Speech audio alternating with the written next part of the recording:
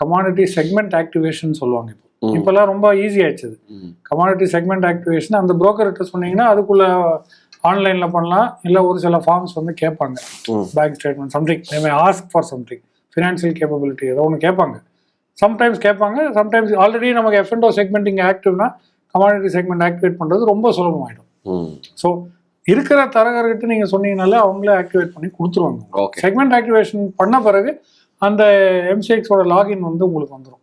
அந்த லாகின் மூலமாக watch list create பண்ணி super contract, time frame, expiry, பல விஷயங்கள் பார்க்க வேண்டியது இருக்குது. மார்ஜின் எல்லாமே அதில் வந்து இப்போ எடுத்த உடனே கமாடிட்டிக்குள்ளே நான் குதிக்கிறேன், இன்வெஸ்ட் பண்ணுறேன்னு, ட்ரேட் பண்ணுறேன்னு இறங்கிடலாமா சார்? நீங்கள் சொல்கிற மாதிரி வாட்ச் லிஸ்ட்டில் போட்டு இவ்வளோ நாள் வெயிட்டிங் பீரியட், இறங்கலாம், கூலிங் பீரியட்னு சொல்லுவோம்ல, இறங்கலாம், திருப்பி ஏறி வர மாட்டீங்க.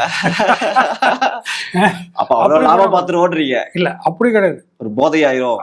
இல்லை, அப்படி இல்லை. அது நிறைய பேர் இது வந்து ஆராயாமல், ஒரு ரிசர்ச் பண்ணாமல், தெரிஞ்சு கொள்ளாமல், புரிஞ்சு கொள்ளாமல் இந்த நிறைய விஷயங்களை வந்து நம்ம எடுத்தோம் கவுத்தோம், இதோட தானேப்பா ஸ்டாக் மார்க்கெட் மாதிரி தானே கமாடிட்டி அப்படின்னு சொல்லி அதுக்குள்ளே போய் நுழையும் போது நமக்கு அதோட ஆழம் தெரியாது. ஆழம் தெரியாமல் காலை விட்ட பிறகு அது வாஷ் அவுட் ஆகிடும். அப்புறம் வந்தாச்சா இந்த கமாடிட்டி வந்து இவங்க ஓப்பனிங் பேரில் சொன்னாங்க, நானும் போய் திறந்தேன், கடைசியில் வீணாக போச்சு அப்படின்னு சொல்லக்கூடாது.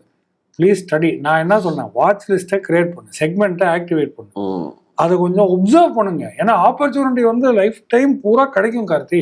இன்னைக்குள்ள ஆப்பர்ச்சுனிட்டி அதாவது தங்கத்தோட முடிஞ்சு போச்சு ஆப்பர்ச்சுனிட்டி, இதோட நம்ம தங்கம் விட்டுலாம் அப்படின்னு நீங்கள் நினைக்கக்கூடாது. ஒரு கரெக்ஷன் தான் வந்திருக்கு, கரெக்ட் தானே? கச்சா எண்ணெய்க்கும் அந்த நீக்கங்கள் பட் லைஃப் டைமுக்கு இந்த மூவ்மெண்ட் வந்துட்டு தானே இருக்க போகுது. இந்த டிமாண்ட் சப்ளை இந்த பிரச்சனைகள்லாம் நான் இன்னையோட தீர்ந்துருமா, நாளையிலேருந்து அப்படியே எல்லாமே ஸ்டார்ட் லைக் தட் இல்லையா? ஃபர்ஸ்ட் ஒப்சர்வ் பண்ணுங்க. டவுட்ஸ் வரணும்.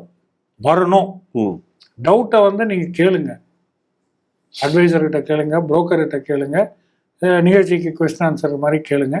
கேட்ட பிறகு நீங்க ஃபர்ஸ்ட் அதுக்கப்புறம் பேப்பர் ட்ரேட் பண்ணி பாருங்க. ஓகே உட்காந்து நம்ம நோட் பண்ணி சொல்லுங்க. பேப்பர் ட்ரேடிங்னா என்னன்னு நம்ம பேப்பர் ட்ரேடிங் நானே இன்னும் பண்ணிட்டு இருக்கிறேன்.